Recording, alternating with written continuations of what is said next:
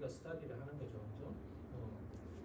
스터디를 합니다. 그래서 그 스마트 팩토리, 그럼 스마트 팩토리의 어떤 최고 단계에서 CPS가 나오게 된 이유가 뭐예요?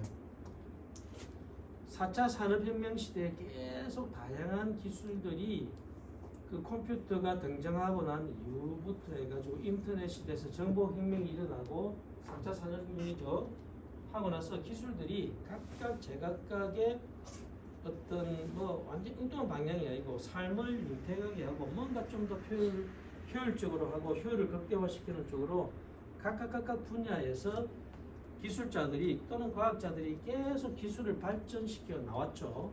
그 중에 제일 그 큰 게 뭐냐면 뭐 다들 중요한 기술들이지만 그 컴퓨터의 메모리 용량도 늘어난 것도 있지만 일종의 컴퓨팅 기술이 발달된 거죠. 계산 기술, 저장 기술. 그래서 클라우드 컴퓨팅 기술이 발달했어. 그래서 컴퓨터도 있긴 있지만 클라우드 컴퓨팅이 발달했어. 어떻게? 클라우드 컴퓨팅의 기술이 뭐 두 가지가 뭐예요?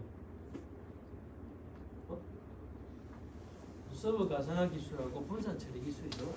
특히 분산 처리. 내가 데이터가 너무 많아가지고 그 서버 가상화 기술을 통해서 내가 분산시켜서 저장도 하고 또 중요한 건 뭡니까? 처리를 할 수 있는 거죠. 각각 CPU를 이용을 해서 동시에 병렬 연산을 할 수 있어요. 직렬 연산, 시리얼하게 연산한다는 건 요거 먼저 풀고 그 다음 풀고 요렇게 풀어야 되는데 그게 아니고 이쪽 CPU에는 요거 저번에 이야기했다시피 그래서 동시에 풀 수 있는 게 되니까 시간이 빨라졌죠. 그죠? 그 다음에 각각 우리가 필요한 양만큼의 요만큼 저장 또 양이 많아지면 주만큼 저장이 확장해 나가는 서버 가상화 기술 때문에 저장도 용이하게 할 수 있게 됐어요. 자, 그렇게 되니까 어떤 문제가 생겨요? 계산이 엄청 빨라지는 거죠. 빨라지니까 수치 해석하는 사람들이 여기에서 바람이 불고 온도가 변화되고 이런 제어하고 이런 것들이 옛날에 하려면 막 하세월이 걸리는데 지금은 뭐 옛날에 뭐 한 일주일 걸리던 거 지금 뭐 한 1분도 안 걸려서 또는 몇 초 만에 다 해버리는 그런 시대가 됐어. 그래서 그래 되니까 가상 공간에 현실에 있는 것들을 점차 구현하는 게 아주 정확도가 높아지고 그렇게 되니 가상 공간에 현실에 있는 것들을 컴퓨터 안에서 테스트하는 게 가능해졌어요. 그 다음에 정확도 높아졌고 그래서 이제 그 정도로 기술이 발달돼 있으니까 독일아들이 지금 우리 제조업에 있는 그런 것들 공장을 컴퓨터 그러니까 그래픽도 엄청 발달했어요. 옛날에 우리가 95년대 그 유니그래픽스 배울 때는 구속 조건 찾고 뭐하고 엄청 복잡하고 이랬는데 지금은 너무 편리해졌어. 그죠? 그러니까 그런 것들을 공간에 있는 그런 것들을 정보를 어디로 갖고 들어와요? 컴퓨터 안에 갖고 들어와요. 왜 그렇게 돼요? 우리가 실제 생활을 이렇게 쭉 하다 보면은 한 길을 갈 수밖에 없는데 선택을 해야 되는데 이 경우는 어떨까? 저 경우는 어떨까? 이렇게 케이스 스터디를 해가지고 한 길을 최적의 길을 딱 선택을 해야 되는데 실제로 그러려니까 실제 시간도 가고 실제 그게만 실패하면은 망해버리는 거잖아요. 트라이 할 수도 없고. 그런데 지금 컴퓨터가 발달해가 그거를 컴퓨터 안에서 케이스 스터디를 할 수 있게 됐어. 그렇게 되니 그거를 갖고 와서 컴퓨터 안에서 돌려보자.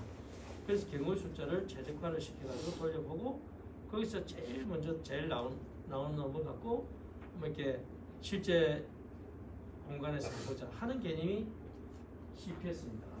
디지털 턴이라는 거는 G에서 그 이후에 G에서 똑같은 개념으로 이제 명령을 저렇게 한 거죠, 그죠? 자, 그런 시대가 됐습니다. 그렇게 되니까 이 공간의 정보라는 게 상당히 중요해요. 그냥 우리가 그냥 컴퓨터 그런 거 없을 때 여기 첫 번째 내가 3차원으로 XYZ 값을 얼마하고 어쩌고 저쩌고 이렇게 했지만 그런 정보를 어디로 갖고 들어와요? 가상 공간으로 갖고 들어오니까 갖고 들어와가지고 실제 세상에 있는 그 데이터를 갖고 가상 공간에서 그걸 인풋 조건으로 해서 돌리는 거죠.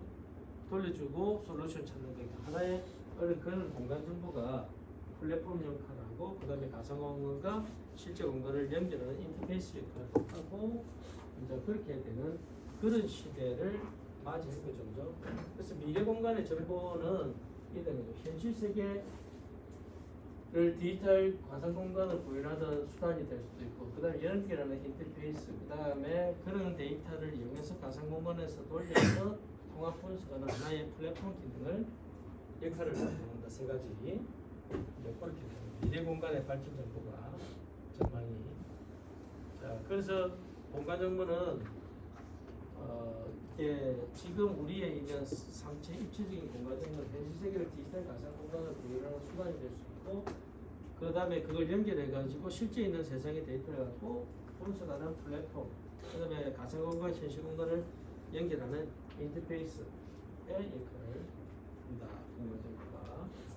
그래서 그런 것들이 초연결돼 가지고 융합이 되고 초연결돼 가지고 사람과 공간, 시간을 반드시 축소해 가지고 하나의 어떤 솔루션을 만들어내는 그런 거죠. 그래서 공간 정보의 미래 전망은 좋다 하는 겁니다. 그게 CPS 기본이기 때문에. 그래서 CPS는 뭐냐 하면 그런 공간 정보를 갖고, 그런 물리적 환경이죠. 그런 공간 정보를 갖고 컴퓨터 상에 가상 공간, 사이버 공간에다 넣어가지고 거기에 서로 연계시키고 서로 연결을 하고 초연결시켜. 뭐로 IoT 센서나 이런 정보를 갖고 연결을 시키죠. 그래서 그런 것들을 돌려서 문제 해결하고 최적화하는 그런 플랫폼 역할을 하고 인터페이스 역할을 해가지고 그런 결과를 갖고 사람이 의사결정을 할 수 있도록 돕고, 그 결과로 생산성이 향상되고 인간의 삶을 변화시킵니다. 그러니까 한마디로 많이 복잡하죠, 그죠? 그런데 CPS라는 거는 그냥 현실 세계에 있는 거를 컴퓨터 가상 공간에 넣어서 실제 있는 세상의 정보를 갖고 컴퓨터 안에서 돌려서 그냥 최적의 조건이라든지 문제 해결이라든지 이런 것들을 의사결정할 수 있도록 하는 것, 그죠? 그게 CPS입니다. 그래서 이제 우리는 이제 센서나 이런 데 대한 데이터를 갖고 가상 공간에서 시뮬레이션 해가지고 예측하고 진단하고 해결 방안, 그다음 문제점을 미리 예측해가지고 그거를 다시 현실 세계에 반영을 해서 돌아가는. 그러면 CPS를 이렇게 하는 거는 아까도 얘기했듯이 우리가 실제로 현실 세계에서 그렇게 트라이도 하지도 못해요. 시간은 걸러가고 이렇게 여러 가지를 못하기 때문에 그런 것들을 적은 비용과 노력으로 빨리 그런 문제 해결을 하는 게 CPS 활용 목적이다. 자, 그래서 CPS는 어떤 특징을 갖고 있어야 되느냐? 6가지가 있죠, 그죠? 6가지가. 그래서 요 현실 세계에 있는 모든 물리적 요소가 사이버에서 운영이 됩니다. 이게 학습되고 자동 조작까지 될 수 있도록 가능해야 되고, 조작이 독립적으로 되고, 그게 서로 무한히 네트워크 연결되고 서로 상호 정보 교환도 하고 연결돼야 된다. 그래서 그 다음에 문제가 재정의되고 재조직화되어서 가지고 계속 새로운 솔루션을 찾을 수 있도록 돼야 되고, 그런 것들이 많이 연결돼 서로 무한하게 연결 네트워크로 연결되어 있기 때문에 보안에 취해갈 수 있기 때문에 우리가 문제를 정리한 우리 바운더리 내에서 모두의 자동화가 일종의 폐쇄적으로 운영이 돼야 된다. 보안 때문에 우리끼리 이렇게 그런 6가지 특징이 있습니다. 그래서 단순히 컴퓨터 안에 가상 공간을 넣어놓고 뭐 솔루션을 찾아내는 게 아니고, 그죠? 이렇게 인베디드 되는 게 아니고, 인베디드는 심겨져 있다 이런 얘기죠. 그런 게 아니고 하여튼 6가지 특징이 있다. 잘 알아놓으셔야 되겠죠, 그죠? 그래서 CPS 등장 배경은 아까도 얘기했던 컴퓨팅의 기술의 발달, 클라우드 컴퓨팅 기술의 발달, 그 다음에 IoT나 뭐 우리가 이제 다 아니까 사물 인터넷 들어간 센서의 발달, 센서가 모바일이 나오고 이러고 통신 기술이 발달해가지고 계속 거기 선순환이 되는 거죠. 처음에 나왔을 때 가격도 비싸고 크기도 크고 통신도 어렵고 막 했는데 그게 이제 그런 니즈가 있으니까 통신업자들이 통신을 계속 더 좋게 만들고 그러니까 좀 더 좋아졌어. 그러니까 좀 더 많이 그 모바일을 쓰게 되고 또 다른 그 통신 기기를 쓰게 되고 그러니까 또 좀 더 나은 통신 기술이 발달되고 그 더 많이 쓰게 되고 급격하게 지수합수적으로 많이 쓰게 되는 거죠. 많이 쓰게 되니까 그 안에 들어가는 센서가 점점 니즈에 의해서 소형화 기술이 개발되고 멤스 기술이 발달되고 그 다음에 그렇게 되니까 또 점점 가격이 규모의 경제가 되니까 가격이 싸지죠. 그래서 센서 가격이 소형화되고 근데 전력이 많이 들어가. 그러니까 또 누군가가 블루투스나 와이파이나 이런 거 뭐 G웨이브나 이런 통신 근거리 통신 기술을 갖고 저전력화되고 저가격화되고 하는 거. 그러니까 통신 모듈도 또 배터리 모듈도 점점 작아져. 그 소형화되고 이러니까 누구나 다 쓸 수 있는 데다가 통신을 해야 되는데 누구 이제 주소도 그 인터넷 프로토콜에 V4 측에서 V6 측이니까 이 식별도 가능해졌어. 그러니까는 그런 것들이 연결이 돼서 그래서 이제 어느 산업에 쓰느냐에 따라서 스마트 그리드가 되고 스마트 판이 되고 스마트 팩토리가 됩니다. 그죠?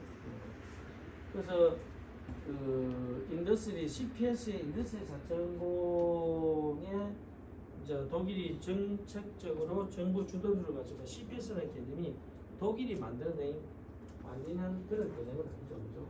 원래 있어왔던 것들을 독일 애들이 그냥 우리 제조업 쪽에다가 갖다가 접목해서 써가지고 생산을 올리자. 그다음에 엔더투엔드 개념까지 하자. 자, 그래서 이제 그런 것들이 CPS다. 그래서 그게 CPS의 적용 범위는 나도 얘기했다시피 스마트 팩토리는 인더스 4.0은 독일 애들이 CPS 그런 개념을 자기 제조업 쪽에 녹여 넣어가지고 하나의 정책적으로 가지고 있는 거예요. 자, 그래서 그런 스마트 공장이 우리 그냥 공장 내부 울타리에서 있는 CPS는 그런 공장을 넘어서 공급 사슬 전체를 관장할 수 있죠. 엔드투엔드로 그죠? 할 수도 있고 그 다음에 판매 이후에 사후 관리하는 그런 개념까지 갈 수도 있고 그 다음에 전 범위에 적용하게 다 연결해서 할 수 있죠. 그래서 적용 범위가 스마트 공장하고는 훨씬 큰 개념에 돼 있다. CPS 하나의 일환으로 스마트 공장이 있다 이런 이야기입니다. 자, 그래서 이제 그런 것들이 들어가면 디지털 공장이 중요하게 되고 디지털 공장 물리적 공장을 그대로 복사해 놓은 게 디지털 공장이죠. 사이버에 거기서 센스나 이런 것들이 나온 것 같고 최적 솔루션 찾기 위해서 돌려주고 솔루션을 갖고 프로세스 최적화하는 게 스마트 팩토리다. 그래서 이제 이제 디지털 공장은 경우의 숫자 케이스 스터디를 많이 해가지고 합니다. 사전 검증을 좀 더 쉽고 정확하게 해서 생산성과 원가 품질을 높이고자 하는데 목적이 있죠. 자, 그래서 그런 것들이 디지털 제조 기술을 갖고 이제 프론트 로딩에가 이렇게 사전 검증을 적은 비용과 노력으로 빠른 시간에 제품의 사전 검증을 하는 것이 디지털 제조 기술이다. 그래서 사전 검증을 위한 기술이다. 그래서 우리가 이제 이런 것들도 이야기를 했었고, CPS는 이제 디지털 모금에서부터 시작됐다.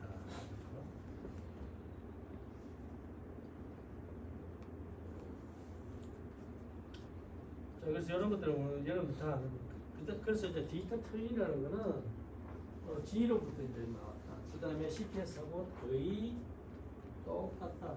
그래서 디지털 트윈이라 하면 이제 G에서 나오는 게 있는데 결국은 CPS도 마찬가지고 물리적 대상과 그거를 옮겨놓은 가상 모델이 있고 그걸 연결하는 데이터 연결로 구성이 되는 거죠. 그죠?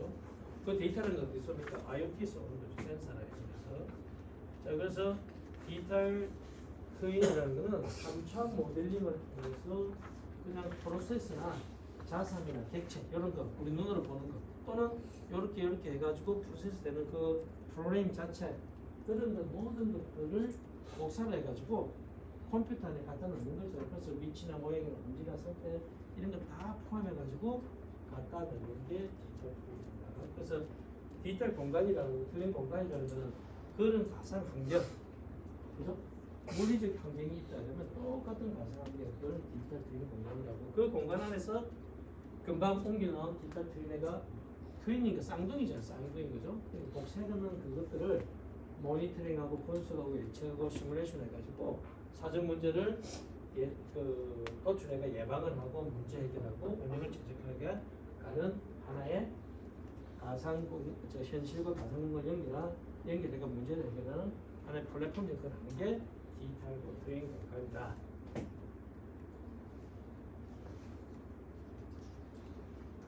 그래서 디지털 트윈의 이제 기술은 뭐 CPS죠, 그죠? IoT, 클라우드, AI, 빅데이터. IoT, 자 내가 복사대가 디지털 트윈의 복사대가 가상 공간에 갖다 놨어. 갖다 놓은 거를 움직이게 하려면 IoT에 대한 그 센서에서 나온 데이터를 갖고 이제 움직이기 시작할 건데 경우실제 케이스 스터디를 할 건데 그러니까 데이터가 너무 많아. 그래서 클라우드 컴퓨팅 기술을 위해서 저장하고 분석하고 처리하는데 그 처리하는 방법이 AR이에요. 그래서 이런 것들이 같이 결부가 돼가지고 그 인터페이스 가상 공간과 현실 공간을 드나들면서 솔루션을 만들어서 다시 가상에서 현실로 넘어서 최적화하는 이런 사이클을 돌려야 되니 저런 기술들이 같이 합쳐져야만이 디지털 트윈 기술이 제대로 의미를 발휘한다. 자, 그런데 그렇게 발휘하는 데 있어가지고 이제 우리가 트윈을 갖고 와서 모델링을 하죠. 구축을 하는데 그 길을 돌리려고 하면 수학적 기초적인 어떤 모델이 필요해요. 근데 그런 모델을 우리가 뭐 바람이 불고 압력 차이에서 예를 들어서 뭐 나베스토리 이건 수학적 모델입니다. 그런 동력학적인 그런 모델에 의해서 바람이 불어가고 압력이 높은데 낮은데 흘러간다는. 그래서 우리가 컴퓨터 안에서 이런 구축을 내가 바람이 흘러가게 하고 싶어 라고 하면 우리가 하려면 또 수학적 그게 아니고 요거만 전문으로 하는 업체가 그런 클라우드기에 분산 처리 기술을 해가지고 이제 그런 모델을 주면 우리가 그 가상 공간에 넣어놓고 그 모델을 다시 끌고 들어와서 우리가 돌려줘가지고 최적화를 하면 됩니다. 자, 그렇게 어떤 그 수학적 모델이 이제 이미 많이 개발이 돼 있죠. 우리가 그죠? 개발돼 있고 트윈을 구축해가 그 모델을 우리가 쓰면 되는 거예요. 그래서 최적화를 가동을 시켜가지고 분석을 해서 되는데 이제 우리가 디지털 트윈에 되면은 이렇게 세 단계로 나눌 수가 있어요. 그죠? 하나는 디지털 객체만 그냥 카피만 해요. 그 다음에 레벨 2는 아까 최적화 그 수학적 모델을 이용해서 내가 트윈을 구축한 거를 최적화를 돌려가지고 분석하는데 단순 분석 시뮬레이션은 레벨 2입니다. 그죠? 레벨 3는 AI 빅데이터를 이용해서 AI를 이용해서 전문적으로 분석과 시뮬레이션과 우리가 예측 모델을 만들고 문제를 분석하는 것 레벨 3 단계가 되겠습니다. 자, 그래서 어찌됐든 간에 다시 이야기하면 수학적 모델을 설치를 하고 데이터 IoT에서 나온 데이터를 입력하고 학습을 시켜가지고 어디서 디지털 트윈 공간에서 학습을 시키는 거죠. 어떤 방법으로 머신러닝, 딥러닝 이런 방법으로 학습을 시켜서 결과를 확인을 해가지고 우리가 의사결정을 하는 이런 체계로 간다. 그런 거죠. 자, 그래서 그렇게 됨에 있어가지고 자 우리가 그냥 단순히 어떤 문제를 도출해가 징후로 도착하는 그런 관찰 모델이 있고, 그 다음에 이렇게 최적 온도 제어하는 그 운영 모델이 있고, 그 다음에 그 효율을 뭐 극대화한다든지 하는 이런 기술과 세 개의 모델이 있고, 요거는 다 믹싱해가 하는 그런 모델도 있죠. 그런데 이제 이 디지털 트윈의 어떤 구현 형태는 이런 세 가지로 나눠집니다. 하는 겁니다. 자, 그래서 아까 그 수학적 모델 플랫폼이라는 거는 이런 거죠. 이렇게 있는 거, 이런 것들을 디지털 트윈을 구축해서 우리가 이야기하면 됩니다. 사용하면 됩니다. 자, 여기까지가 1차고 10분 쉬다가 10분을 쉬면 너무 많이 쉬는 거고 12시에 좀 쉬다가 바로 해가지고 빨리 끝낼 거야. 빨리 끝내자고. 그러면